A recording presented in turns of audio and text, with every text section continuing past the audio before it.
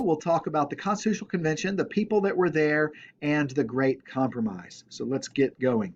So first off, some of the most famous people that are there and significant people that are there. One of those is George Washington. And one of the things that's really significant about him being there is that his presence brought respect to the convention. He is a hero of the revolution, and he's one of, if not the most loved and respect, he's probably the most loved and respected man in America at the time. And so by him agreeing to go to this convention, it brings a sense of, okay, this convention can't be bad, because if it was bad, George Washington wouldn't be a part of it, because I trust him and I respect him. Benjamin Franklin, obviously, he is one of our founders, and he was part of the Second Continental Congress that passes and signs the Declaration of Independence. And so he as well is one of the people of significance that was there. James Madison, it's very important that he's there, because his plan, he came with a plan.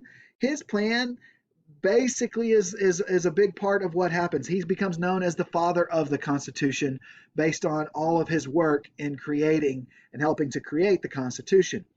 Alexander Hamilton, he's a delegate from New York. He was an aide to General Washington during the war. He fought in the war, and he saw the weaknesses of the Articles as an embarrassment. And so he was a very strong proponent of strengthening the power of the national government. He probably wanted to give it more strength than most other people at the convention. And then a couple of famous people that weren't there and of significance. John Adams, who was a signer of the Declaration of Independence, was a big ardent supporter of declaring independence. He was the American diplomat to Great Britain at the time, and so he was not there. And Thomas Jefferson, obviously the main author and writer of the Declaration of Independence, is a diplomat to France. And so they're both not in the country, and so neither one of them are a part of the creation of this Constitution. So some of the differences, some of the problems that they have to overcome really have to do with a couple things. One of them is population size. So large states versus small states is going to be an issue. And then geography, the northern states versus the southern states. Many of the northern states have a significant manufacturing, and trade is a major part of their economic production, and is primarily free. Now, that doesn't mean there was no slave labor. There was slave labor in some of these northern states in the early years, but it was predominantly free labor. And it was more urban. Notice it says urban here, but that doesn't mean that most people even lived in cities. Most of the larger cities were in the north, but it was not primarily an urban center like the Northeast is now in many ways. The South, on the other hand, was agricultural, with many large plantations. The South was considered, because of these large plantations, especially the state of Virginia, South Carolina, there were many wealthy people here. They were considered to kind of be some of the wealthier states with these plantations, and that includes their slaves are a part of that wealth, and just the large plantations and everything that's produced. So it's expected that they will probably pay a lot of the taxes in the early years that will support this new government. Of course, in many of these states, most of the labor is slave labor, and it is much more rural than even the North is. It's all the entire United States is rural in many ways, but the South has very few urban centers compared to the North. All right, and so let's get into the Great Compromise, the issues surrounding the Great Compromise. So James Madison comes with a plan, and it's known as the Virginia Plan. He's a delegate from Virginia, and this is their plan. And you'll see here that he created, his plan was we need to have three branches of government: an executive branch, which would be like a president, a legislative branch that would be bicameral. That's a word you need to know, means two houses. Representation in both houses, according to the Virginia plan, would be based on population. So a state with a high population would have more representatives than a state with a lower population. So a state like Virginia which has a high population, they would get more votes. A state like maybe New Jersey or Delaware with a lower population, they would get fewer votes in both or fewer representatives in both the houses of Congress. And then finally, it creates a judicial branch. So the first big change that we see with this idea is from the Articles of Confederation is that we have both an executive branch and a judicial branch, not just a legislative branch. And so this is a significant change. It's a wide divergence from the original Articles of Confederation. And that's one of the big points here is the Constitutional Convention was supposed to be about just revising the Articles of Confederation. But once they're all there, they realize, okay, that's not really what we're going to do. We're going to come with a whole new plan of government. The large states favored this plan, the Virginia plan, because in both houses they're getting more representation based on population, and so based on their larger population. And that's what we mean when we say large states favored it. We mean large states based on the population, not based on the land area that made that state up. So the smaller states, and once again, when we say smaller states, we mean states with lower population.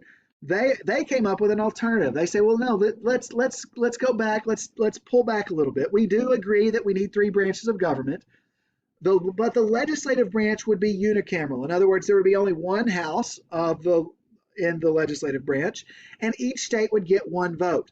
And this position, this is really important. This is closer. This is much more like the Articles of Confederation, where it's acknowledging by each state getting 1 vote, it's acknowledging this idea that each state is its own nation in a sense. And so we're all agreeing still to come together to work on these many things that as a nation, but we are really 13 individual nations that are working together. So it's closer to the Articles of Confederation. And so they are saying each state, doesn't matter what size you are your own, and so you each get 1 vote. Small states favor this plan. Large states, as we already said, favor the Virginia plan. So they debate this for a while, quite a while. This is one of the big parts that they're fighting about. So what is the point of contention? Well, what will happen with the representation in the legislative branch? That's the big question. How will that be worked out? Because representation is going to be very important. The Virginia plan, let's just to recap, representation is based on population. So states with more people get more representatives. The New Jersey plan, each state gets 1 vote. Doesn't matter the size. And so this is the big problem because we already see they both had an executive branch. They both have a judicial branch. The real big difference is what are we going to do about this representation in Congress?